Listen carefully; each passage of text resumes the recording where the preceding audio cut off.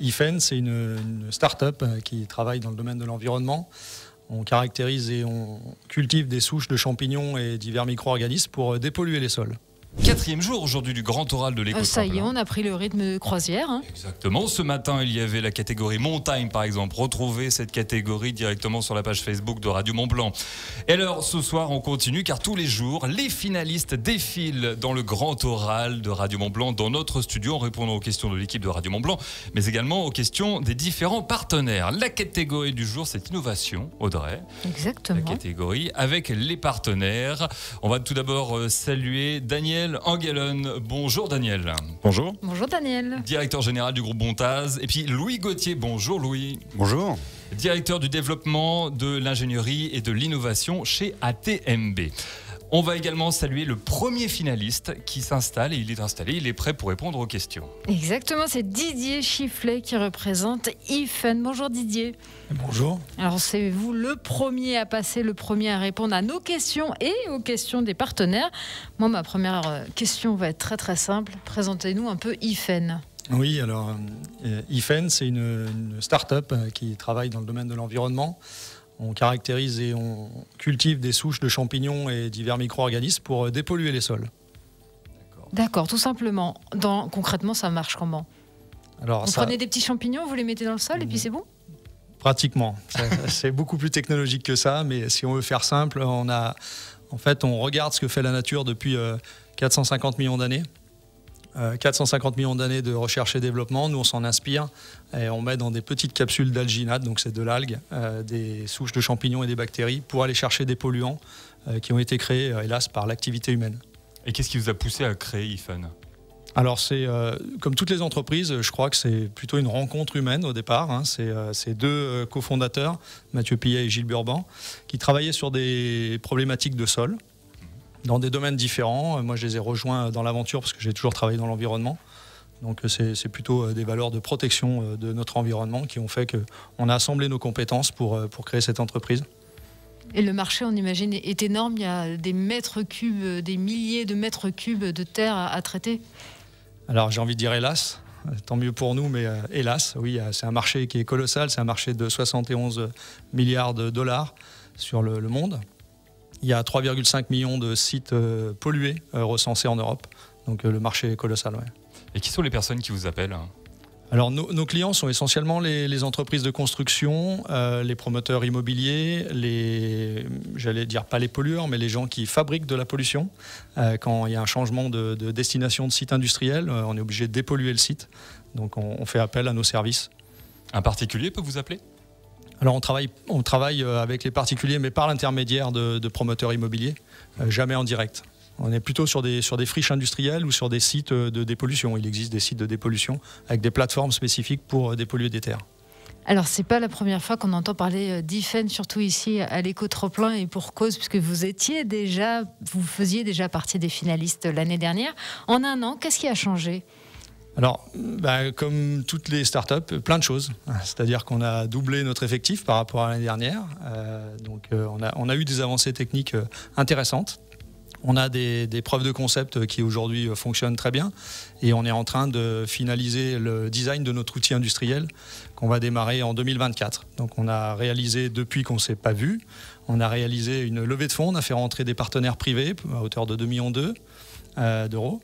Et pour préparer cette étape industrielle. Donc on évolue très bien et on n'est pas des compétiteurs, mais on est content d'être là. On ne fait jamais de compétition, on se concentre sur nos activités, mais comme on joue le local, ça nous fait plaisir d'être là. Ouais. Auditeur de Radio Mont-Blanc, vous pouvez soutenir votre candidat préféré en faisant partie de notre panel, le panel Radio Mont-Blanc, pour désigner votre coup de cœur. Pour participer, rendez-vous sur la page Facebook de Radio Mont-Blanc. Vous pouvez nous appeler au standard 04 50 58 24 09. La parole est au partenaire. Daniel Engelen, pour le groupe Bontaz, une question pour IFEN.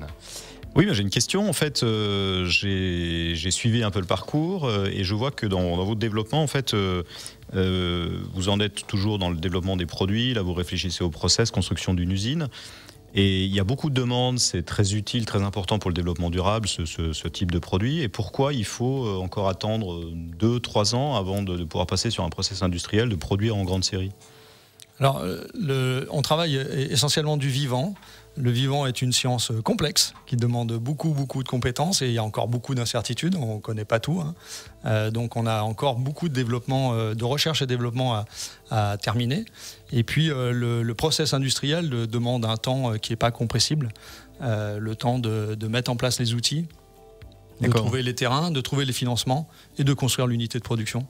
Donc tout ça, ça prend énormément de temps. Ouais. Ce qui veut dire qu'aujourd'hui, le produit, la méthode, elle n'est pas encore tout à fait au point. Elle est encore à fiabiliser ou à finaliser.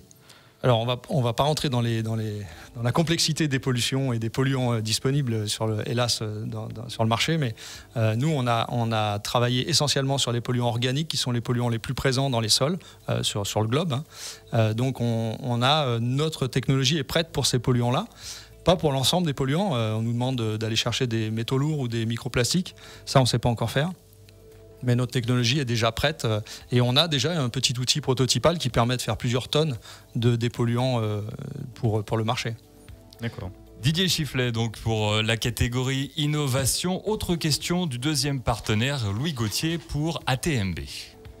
Oui, alors moi ma question, c'est vrai que le concept est assez technique, voire même assez compliqué à comprendre. De façon très simple, est-ce que vous pouvez nous expliquer comment agit le champignon, comment il va tuer la pollution ? Oui, alors il la tue pas, il la mange. Donc en fait, si on veut faire, c'est assez schématique, mais la pollution, ce sont des molécules, comme tout ce qu'il y a dans notre environnement, et le champignon découpe les molécules pour se nourrir. Donc comme des bactéries, de la même façon. Donc les micro-organismes font ça depuis toujours. Je crois qu'on est les seules espèces humaines à produire du déchet. Dans la nature, il n'y a absolument aucun déchet, tout est réutilisé. Donc on a exactement la même technologie, c'est-à-dire qu'on réutilise ce qui est produit, donc le polluant vient forcément de quelque part, il est disséqué par le champignon et digéré. Si l'un des partenaires a une deuxième question, profitons-en.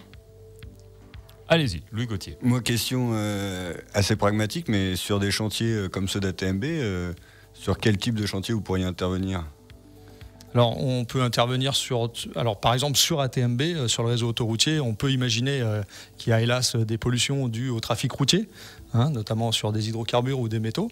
Donc, on peut très bien imaginer dépolluer les polluants qui auraient traversé les barrières de sécurité que vous mettez en place, les bassins de rétention, tous les organisations que vous mettez en place sur le réseau.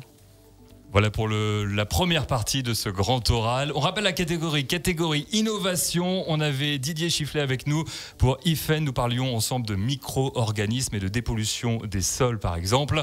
Et dans quelques instants, deuxième candidate à passer. Rien à voir cette fois. On va parler d'Optimergo avec Alexandre Vidali qui est juste ici. Elle va nous rejoindre dans quelques minutes.